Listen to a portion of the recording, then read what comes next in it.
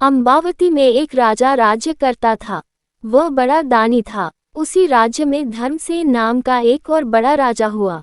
उसकी 4 रानियां थीं। एक थी ब्राह्मण, दूसरी क्षत्रिय, तीसरी वैश्य और चौथी शूद्र। ब्राह्मणी से एक पुत्र हुआ जिसका नाम ब्राह्मणीत रखा गया। क्षत्राणी से 3 बेटे हुए। एक का नाम शंख, दूसरे का नाम विक्रमादित्य और तीसरे का भर्तृहरि रखा गया। वैश्य से एक लड़का हुआ जिसका नाम चंद्र रखा गया। शूद्रानी से धन्वंतारी हुए। जब वे लड़के बड़े हुए तो ब्राह्मणी का बेटा घर से निकल पड़ा और धारापुर आया।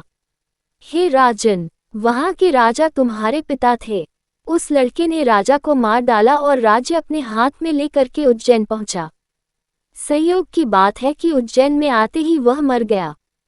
उसके मरने पर क्षत्राणी का बेटा शंख गद्दी पर बैठा। कुछ समय बाद विक्रमादित्य गद्दी पर बैठे।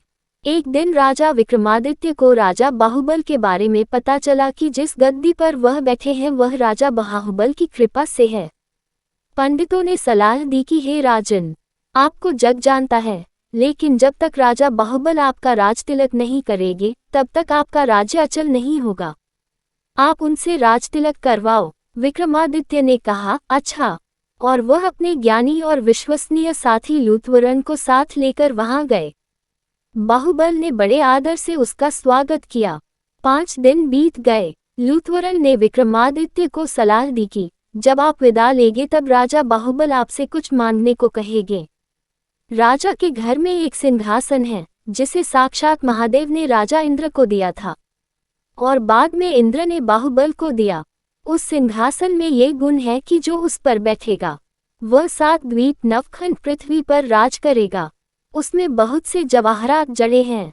उसमें सांचे में ढालकर 32 पुतलियां लगाई गई है। हे राजन, तुम उसी सिंहासन को मांग लेना। अगले दिन जब विक्रमादित्य विदा लेने गए तो उसने वही सिंहासन मांग लिया। राजा बाहुबल वचन से बंधे थे। बाहुबल ने विक्रमादित्य को उस पर बिठाकर राजतिलक किया और बड़े प्रेम से विदा किया।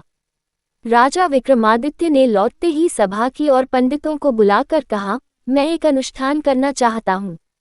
आप देखकर बताएं कि मैं इसके योग्य हूँ या नहीं। पंडितों ने कहा, आपका प्रताप तीनों लोकों में छाया हुआ है। आपका कोई बैरी नहीं। जो करना हो कीजिए।